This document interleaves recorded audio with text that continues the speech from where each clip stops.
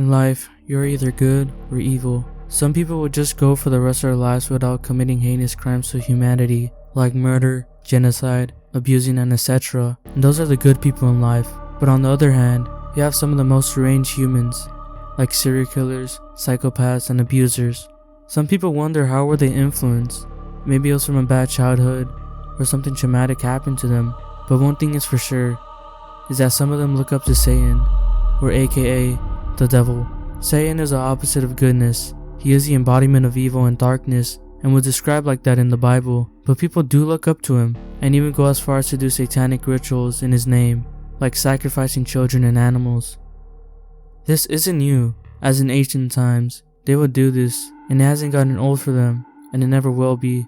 But the influence of Satan has led to these few people in this video to commit crimes under his name, and they don't have no remorse for it.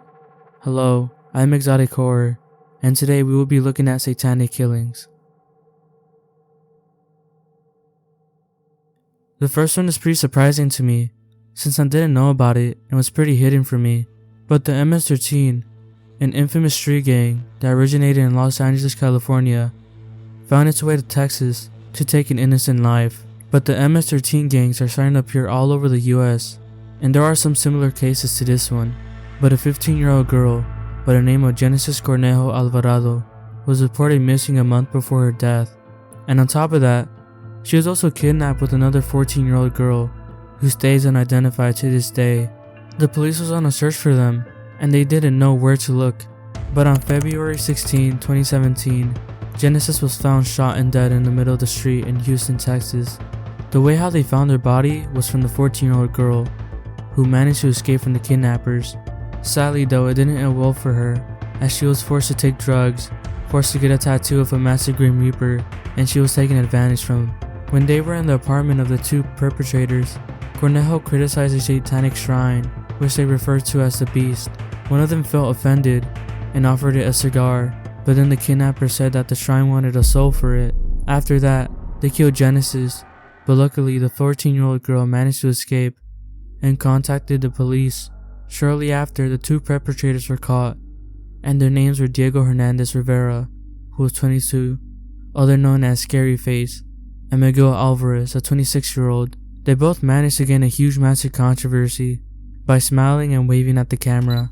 It was clear to show that they didn't have no remorse, and they were proud of what they did in court. Then they received a 40-year sentence, and they will remain there for the rest of their lives. But a little bit of history towards the MS-13 gang. Some of the gang's founders were devil-worshipping metalheads who used satanic imagery, tattoos, and nicknames, and they used La Garra, or devil horns, for hand signs, and some of them committed crimes in the name of the Beast or La Bestia. But later, some of the MS-13 gangs will separate themselves with the satanic ones because they gave them a bad reputation. They would do shit like bloody animal rituals, or even a member came out and told police that they cut open their hands, drank their blood in one cup, and then cut open a cat. But not all members are like this in the new age of MS-13. There are members who wish they never joined this gang, but it's easy to say that this gang shouldn't be messed with. Now, music definitely tends to influence people, depending on their genre, and there are a ton of them. Like sad music tends to make other people sad, but upbeat and hype music makes people listen, want to turn up or whatever, and each genre has their own qualities. But another genre that is really unknown is black metal, aka satanic metal, often having controversy due to its ideologies and influence people to do some weird shit. But there is a band that was linked to 14 possible murders, but only 4 confirmed in Italy, and they are called the Beast of Satan. This cult-like group conducted several ritual murders between 1998 and 2004. There were about 8 people in the group, and people started calling the murders one of the most shocking during Italy in that time. Now, Italy is in the middle when it comes towards the rest of the world of safety. It isn't too dangerous to the point you will become paranoid, but it isn't too safe where you can leave an iPhone in a Starbucks and expect no one to rob it, because surely they will. And they have had a fair share of their own crimes too. But the first incident happened in 1998 when 2 victims by the name of Chiara Marino, who was 19, and her boyfriend Fabio Tolis, a 16-year-old who was a heavy metal musician. They both went to a club called Midnight Pub. They were just drinking beer and listening to music, but later on they never came home, They were both stabbed to death by their friends Andre, Nicola, and Mario. Fabio desperately was trying to protect himself and his girlfriend, but there was no way because there was way too many of them, and after that they got buried at the woods. And one of the murderers started to dance all over their graves, laughing and screaming, saying, "Now you're both zombies. Try getting out of this hole. I dare you." They had been sacrificially stabbed and beaten in this drug-fueled occult. Later, the authorities were investigating on the missing couple. At first, they didn't think they were killed, but their friends suggested that they had run away together for a love affair. But the only one who did not believe this was Fabio's father, and he was set to start his own investigation. A few hours before the murder of the couple, one of the members of the Beast of Satan forced Fabio to call his father and tell him he won't be coming home because he would rather prefer to stay with his girlfriend. He didn't like this feeling. He knew something was off, so he decided to go to the club, but when he got there, they were officially gone. At this point, everything was starting to make sense, and that his son had stumbled across a satanic cult. For the next 6 years, he spent constructing the file against the Beast of Satan, and he was determined to take them down. Years later, in January 2004, the Beast of Satan would commit their next official murder, and his next victim was Mariangela Pezzotta, an ex-girlfriend of Andre, who was a member of the occult. She was shot on the throat, mutilated, and she was then later buried. The worst part about this was that she was still alive during this whole thing. Andre confessed he invited Pezzotta for a friendly dinner, but had already decided to kill her because she knew way too much of the couple that was murdered. After burying her, they decided to do cocaine and heroin, and decided to get rid of her car. They were gonna dump it on the lake, but on the way there they got into a car crash, and they got arrested. After that, he confessed of their earlier killings, in which they led the police to the grave of the couple they killed. They stated more in the interrogation that they used a hammer against the boyfriend and stabbed the girlfriend many times. An additional murder was brought up, and it made their drummer commit suicide because he didn't want to join them when they went to go kill the couple, and he killed himself by drinking heavily and then got into a car crash. You could kinda count this as the fourth killing, but who knows. After the police got the information, they started suspecting other murders linking to Satanism in that area who are tied to some of the members. This ranged from missing disappearances, burned alive, and hanged, and there were about maybe 8 of them. During the murder trial, the leader of the group, Nicola Sapone, received a life sentence, and other members received up to 15 to 30 years. The father of the boyfriend said that justice had rewarded him, and pleased that they got what they deserved, but sadly may they rest in peace. But today 2 members have gotten out of jail, and they want to change their lives around, as one of them is in school, and the other is working in a restaurant. But this did shock Italy, and this is the Beast of Satan murders. During the 80s, the USA was going through the satanic panic, which consisted over 1,200 satanic ritual abuse. It didn't matter who you were or how old you were.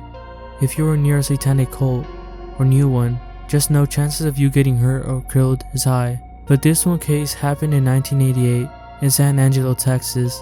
Shane Stewart and Sally their relationship was just new, and at first it didn't do anything that made them stand out at first. But Sally's mother started noticing that she would start sneaking out at night, and she thought it was weird. One night she confronted her, but Sally didn't want to tell her, so she called one of her friends, and she said that Sally could be involved with a satanic cult. She said she would attend ritualistic parties regularly, and even invited her friend Helen, but Helen decided to leave and just felt a bad vibe, but was still concerned. But on the other side, Shane's father started to notice that his behavior was starting to change. He would start getting into serious fights, and even at one point he got thrown into a river during the fight. Some time has passed, and luckily Shane and Sally both moved into an apartment together. But in March, Sally had to call the police and said that some of the members was involved in a robbery/murder. Shane and Sally told him that they feared that they would be harmed by members of the cult. 6 weeks later, they moved out of their apartment and left the town, but for a reason they came back to their hometown, and Sally had to contact her old friend, Helen, saying that she was afraid that the cult might come after her.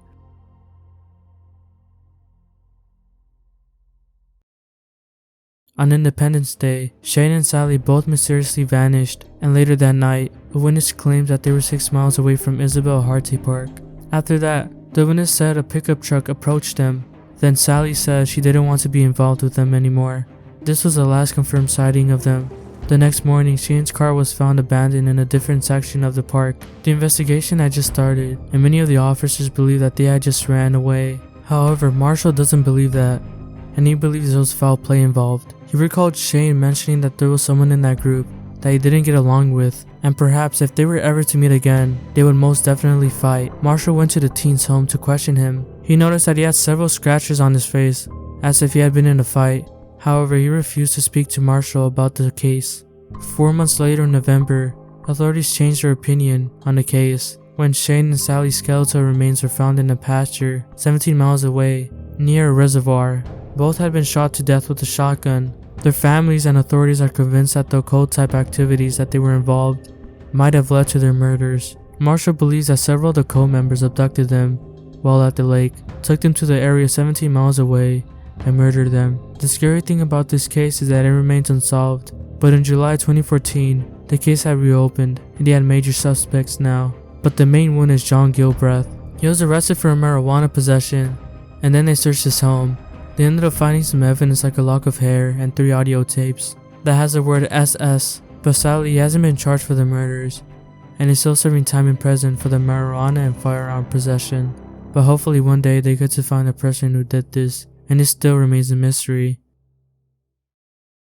Similar to the other cases, this case was around the Satanic Panic, and it was during its rise in its beginning, in 1970, in a town called Fall River in Massachusetts. During this time, the town wasn't doing so well economically. Some of the factories were starting to shut down, rising crime rates were high unemployed people as well, and buildings were starting to become abandoned. But since it was so empty, a series of 3 murders took place during 1979 and 1980. Both prostitute women lost their lives. They were both R-worded and tortured, and another body was found near the forest with skull fragments and hair locks. And this was the most talked about crime in the town. The first body was found on October 13, 1971. Doreen Levisk, a 17-year-old runaway from New Bedford. Her wrists had been bound with fishing line, and there were signs of sexual torture. She had also been stabbed in the head several times and suffered multiple skull fractures. Police discovered that the young girl had been prostituting herself and initially suspected one of her clients of committing the murder, but the forensic team kept stating that this was done by multiple people and that she could also have been stoned to death, a tactic that is used in rituals. But a month after Doreen's death, a man entered the police station to file a missing persons report, who was his girlfriend Barbara Raposa, a 22-year-old prostitute. But this time the police might have a lead because the boyfriend mentioned he had information on who might have kidnapped her. The man's name was Andy Maltese, a 44-year-old sexual creep who was an ex-Satanist, but claims now that he worships Jesus. According to what Andy stated, he said that he and his girlfriend were practicing Satanism and were in a cult, and Doreen was also involved in it. At first, the police didn't really buy the story that much because it felt kind of far-fetched, but he kept insisting that he had a gut feeling that 2 members in the cult were involved in it, and their names were Karen Marsden and Robin Murphy. Both of them were completely opposite. Karen worked at the red light district and was a runaway drug addict, and Robin was an inspiring pimp and stated to be intelligent. During their interrogation, right out, Karen just broke down in tears and told the police that Carl Drew killed Doreen. Carl Drew immediately fit the description of the killing, since he was ruthless and even had a hard upbringing. But for Doreen, he was her pimp and had ties with her. Karen was immediately scared because she had said too much and had a hunch that she could be killed in the following weeks, so the police would try to stay in contact with her. She claimed that Carl Drew was the devil and organized his prostitution ring as a satanic coven. He was threatened by saying Satan will take his toll. After the interrogation, Karen would take the police to where the cult would have their meetings in the forest. Carl would dump the bodies in the water and inject battery acid into Doreen's veins and offer her soul to Satan. After hearing all of this, you might think that the police had their main suspect, but turns out Robin Murphy, Karen's teenage friend and lover, could be a suspect, but we will get to that later. A bit of time has passed, but on January 26, 1980, the frozen and bloody corpse of Barbara Raposa was found behind a factory. Her wrists were tied together with fishing line. She had been SA'd, and her skull had been crushed with a rock. Immediately, the police interrogated Andy Maltese, and he denied the allegation because he was the last one to see her. But this dude easily threw away his chances and contacted the police again and said he gained details of the murders in his quote-unquote psychic dream with very specific details. Police decided to play along and brought Maltese to the crime scene, allowing him to describe what he had seen in his dream. It turns out he was quite clairvoyant, knowing where exactly the body had been discovered, its positioning, time of death, method of killing, and various other details that were not made public at the time. His psychic testimony was indeed helpful to the investigation, although probably not in the way it was intended. A confused Andy soon found himself in handcuffs and charged with murder, and was placed behind bars, with also the help of Robin Murphy. She claimed she was present for both of the murders, or Barbara and Doreen. She says they had all been partying together while driving around the city, and at some point, the couple started arguing. Maltese then parked his car behind the abandoned factory, dragged Raposa out, and R-worded her. She cried for help, and he proceeded to beat her, first with his fist and then with a rock. Afterwards, he drove off with Murphy, leaving his bloody girlfriend to crawl away on her own. For the other murder, Murphy claims that Doreen's murder was more of an offering to Satan. She was there when Carl murdered her, but she didn't hear anything and it was silent. But Robin Murphy wasn't a saint, and in fact she too was evil, as she murdered her friend Karen. She went missing on February 9, 1980, and 2 months later, her skull was found at a town at Westport. She was later on called out by her ex and said that Robin confessed to the murder on the phone with her. The police had their potential suspect, so they interrogated Robin Murphy, and she broke down and told them everything. Karen Marsden had become too much of a liability.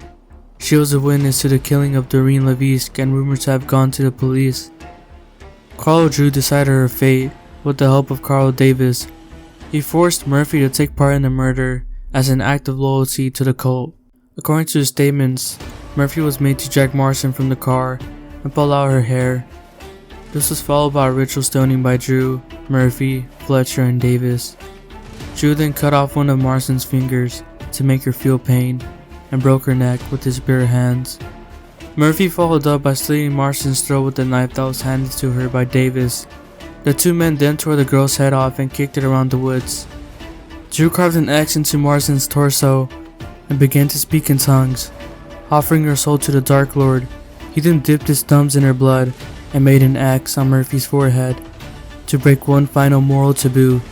Murphy was made to perform oral sex on the hellish cadaver before it was dumped in the woods, doused in gasoline, and burned to ashes. After that, they had their people. Andy was the first to stand trial. In January 1981, he was convicted in a first-degree murder of Barbara Raposa and given a license without the possibility of parole. After that, Murphy was next, and she received a license with the possibility of parole. After spending 24 years behind bars, she was released on June 10, 2004. However, she violated her parole rights and was returned to prison 7 years later. She is currently serving her time in a maximum security prison in Framingham, Massachusetts. But on the other hand, you had Carl Davis, which his case completely fell off. He still stood trial though, but however, the following year he ended up beating up a pregnant mother and was sentenced to 7 years for that, but is now free. Carl Drew will go down as the guiding hand of the Fall River cult murders. Despite his unwavering claims of innocence, Drew was convicted in the first-degree murder of Karen Marsden and is serving a license at the MCI in Shirley, Massachusetts, with no possibility of parole. But the weird thing is that this fool has supporters and they want him out of there, but nonetheless this case will never be forgotten for the town of River Falls, and all these satanic killings that I have talked about will be remembered, and may all those victims rest in peace.